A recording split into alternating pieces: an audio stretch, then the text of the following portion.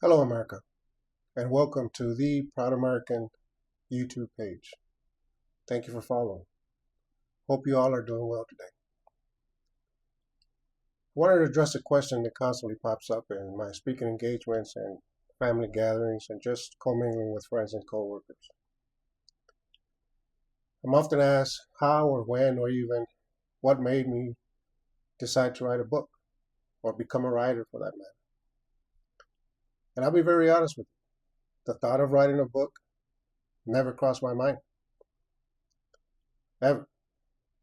Those of you that know me and those of you that have read my book, Proud American, the Migrant, Soldier, and Agent, know that I am an only child. I've never met my biological father, nor have I ever cared to. So when my mom passed away, I felt completely alone. I wasn't because I have my wife and kids, but for some reason, I felt utterly alone. And I also felt extremely guilty. See, when my mom passed away, I felt that she passed without truly knowing me, her only child. At least not knowing why upon my return from my deployment to Bosnia, I was no longer the same kid she and my grandparents had raised. I had never bothered to tell her about my deployment. In fact, I actually lied to her and told her that I was going on a training mission and that communications with her would be minimal. I did so in an attempt to try and protect her and not let her worry about me so much. In hindsight, I was wrong in doing so.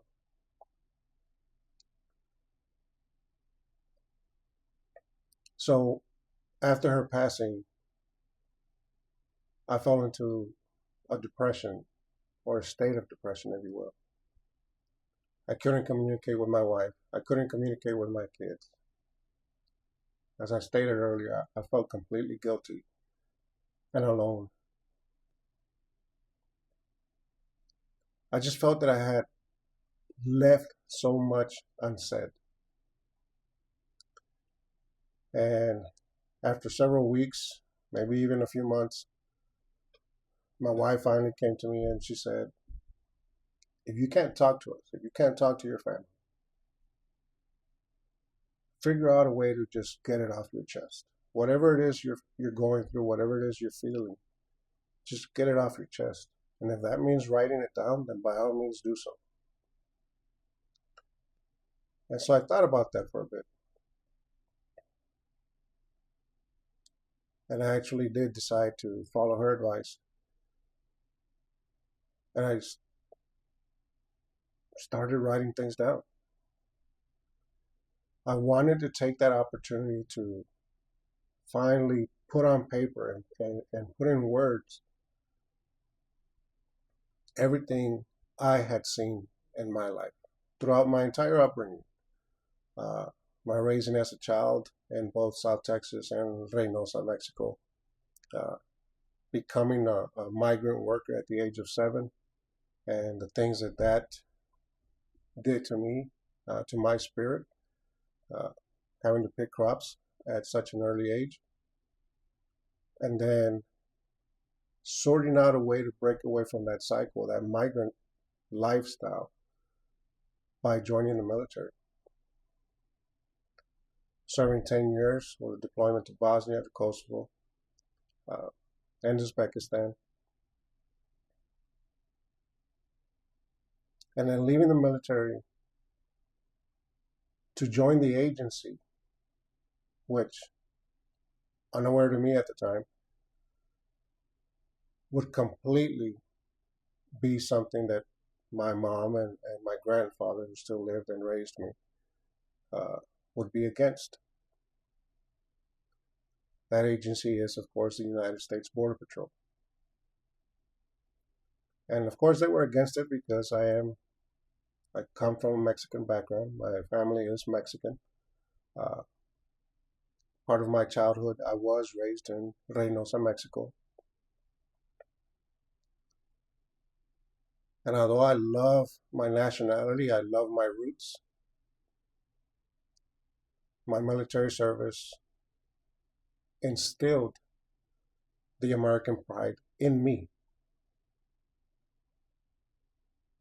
And I think that was just one of the few factors in which uh, my mom and I were at odds towards the end. Not just her, but I think the entire family. So anyway, I took the opportunity to write these things down. I wanted to make it a long-winded letter to my mom, if you will. And once I started writing and truly opened myself to it, to how I felt and how I saw things, I couldn't stop. It became a therapeutic process for me.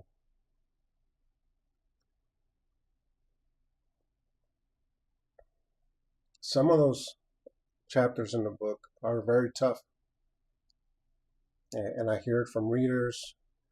I see the reviews. They are truly painful to read. Trust me, they were much more painful to write down on paper. In those instances, I actually had to pull away from the writing and take a pause, catch my breath, if you will, recoup, and then get back to it again. It must have taken about 7 months for me to write everything down. Once I did, I turned the document over to my wife. I think it took her maybe 2, 3 days at the most to read the entire thing. And she comes back to me one day at dinner and she says, I need you to research book publishing. What companies out there in the country will take manuscripts without an agent, and what companies you need an agent for, and see what you can do, because at the time she believed I had a book. And of course I laughed it off, and I think we had the conversation, and I said, this is not why I did this. That wasn't the purpose of this. It was a therapeutic thing. The entire process was. I think towards the end I was already back to my normal self, as normal as that can be. And it had worked. It truly had. But nonetheless, of course, my wife being the person that she is, the strong individual that she is, she kept insisting. And with time, I caved in, and I did the research, found some companies that I thought might be able to take my manuscript and see to hear their thoughts. And even then, I was very doubtful. And we had this conversation, my wife and I did, and I even told her, I said, I'm going to send this out to a couple of companies, and we'll both see once and for all that nobody cares for this story. Nobody cares for a story about this poor Mexican migrant worker who joined the military, served in the army 10 years, to break that migrant lifestyle, that migrant cycle, if you will, and then joined the United States Border Patrol, I guess his family's wishes. So we gave it a shot. I think I sent the manuscript out to about 12 or 13 different companies. And lo and behold, in about 2 months' time, offers started coming in. And so, of course, I had to do more research on that and sort out, if you will, what type of contract I wanted, what would be best suitable for me. And again, this is all me not knowing anything about the writing business, not knowing anything about books or publishing. This is just me jumping into this endeavor, free will, if you will, and just walking in the darkness, I guess, if you will. Once I selected a company, the book, of course, because I discussed my experiences in the Army, had to be cleared and vetted by the United States Army, Department of Defense, and even the National Security Agency.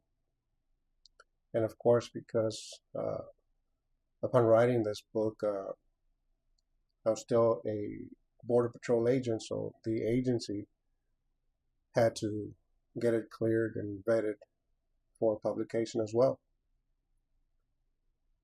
That process alone took about 10 months of just waiting and waiting.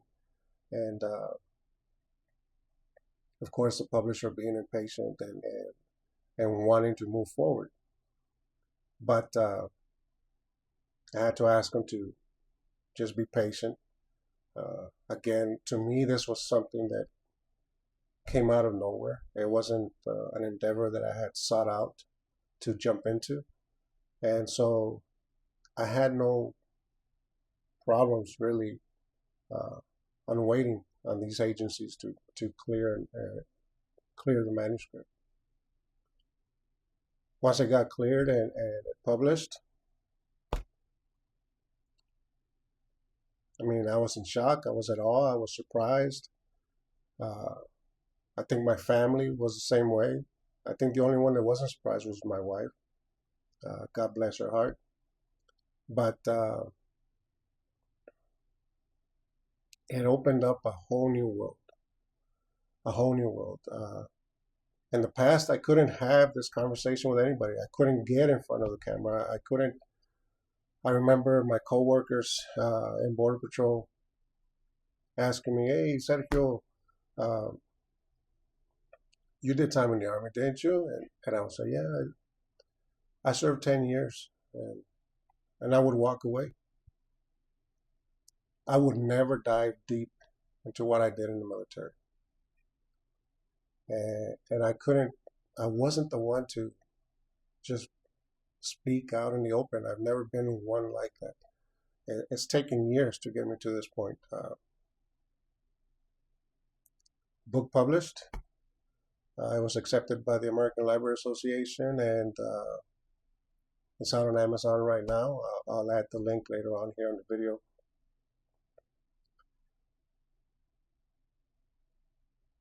And I became, excuse me, I became a public speaker because of it. And at first it was very tough because, like I said, I wasn't one to speak to crowds. I wasn't one to just speak openly about my past or the experiences I've had in life. I just, for whatever reason, I would just close up and shut down. All that has changed somewhat, thank God.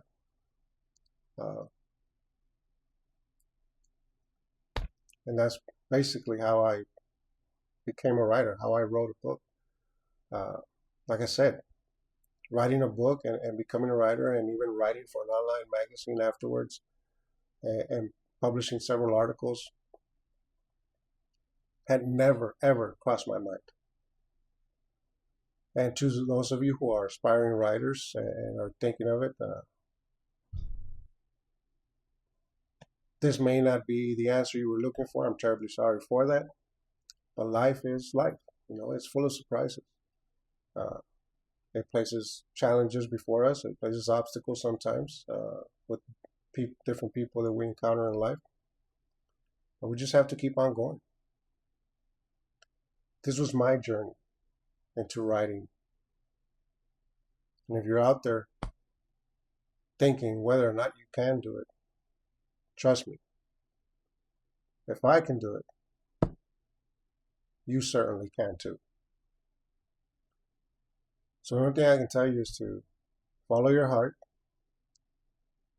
keep going, Stay strong. And don't ever, ever give up on life, give up on yourself, not give up on those that believe in you. But more importantly, always, always believe in yourself. And remember why you're doing something. Eventually, that why will help you push through so much in life, as it did for me. This journey started because I wanted to get things off my chest and somehow let it be known, let my mom know how I felt and how I saw things. You may have a very different journey. That doesn't mean it's right or wrong. It just means it's different. That's what makes this great. We all come from different walks of life with different experiences. So again, stay at it, keep going, don't ever give up. Thank you, America. See you next time.